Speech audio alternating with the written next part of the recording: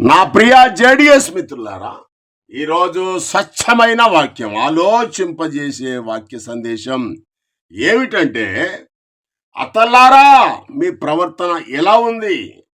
కోడల్లారా మీ ప్రవర్తన ఎలా ఉంది?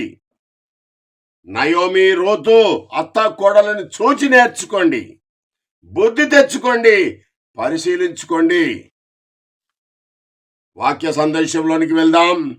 సంతోషం, ఆనందం, ఆహారము, ఆశ్రమం, రొట్టెల ఇల్లైన దేవుని యొక్క ఇల్లు లాంటి, అన్నపూర్ణ లాంటి దేవుని యొక్క ప్రదేశాన్ని వదిలి, తన ఇంటిని వదిలి అజ్ఞానంగా ఆలోచన చేసి దూరపు కొండలు నులుపు అని అమెరికాకు వెళ్ళింది నయోమి, తన భర్తను, తన ఇద్దరు పిల్లలను తీసుకొని.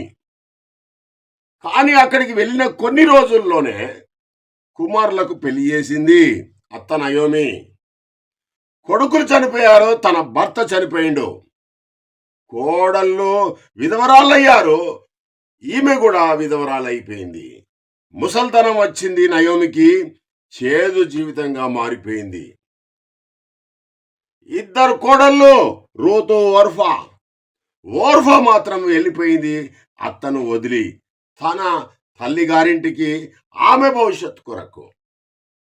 మిగిలిన రూతు ప్రేమ, అనురాగాలు, దయా, కరుణ, జాలి, విధేయత, విశ్వాసం, త్యాగం, మాదిరి, భయభక్తులు కలిగి దేవుని పట్ల ధైర్యం, కనికరం, ఇవన్నీ కూడా రూతులో కలిగి ఉన్నాయి.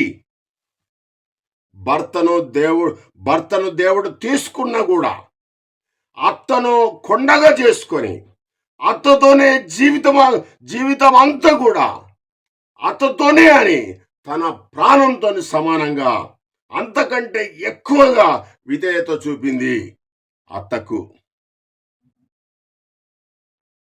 రెండవ పెళ్లి చేసుకుంది, కుమారుణ్ణి కన్నది. ఆ కుమారుని నయోమికి వారసునిగా వృద్ధాప్యమందు నయోమికి పోషించే బాధ్యతగా కుమారుణ్ణిచ్చింది నయోమికి. ఎంత త్యాగం మరి రూతుది! ప్రేమైన దేవుని బిడ్డలారా, ఇప్పుడు అత్త నయోమి గురించి కూడా కొన్ని విషయాలు మనం నేర్చుకుందాం. అత్త నయోమి ఎంత దురదృష్టురాలు అయినా ఆమెతో కోడల మీద, తనకు కుమారుల కంటే, ఈ లోకములో ఉన్న అన్ని బంధుత్వాల కంటే ఎక్కువ ప్రేమ కలిగి ఉంది నయోమి తన కోడలైన రూతు పట్ల. ఎంత విశ్వాసం, ఎంత త్యాగం!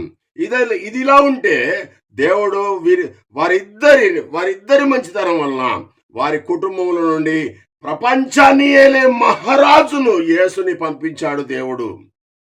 వారిద్దరి జీవితాలను ఈనాడు భూమి మీద ఉన్న అత్త కోడళ్ళు అందరూ కూడా మాదిరిగా చేసుకొని జీవిస్తే ఈ జీవితమే పరలోకపు ఇల్లు అవుతుంది కదా. కానీ ఈనాటి అత్త కోడళ్ళు ఎలా ఉన్నారో ఒకసారి పరిశీలన చేసుకోండి.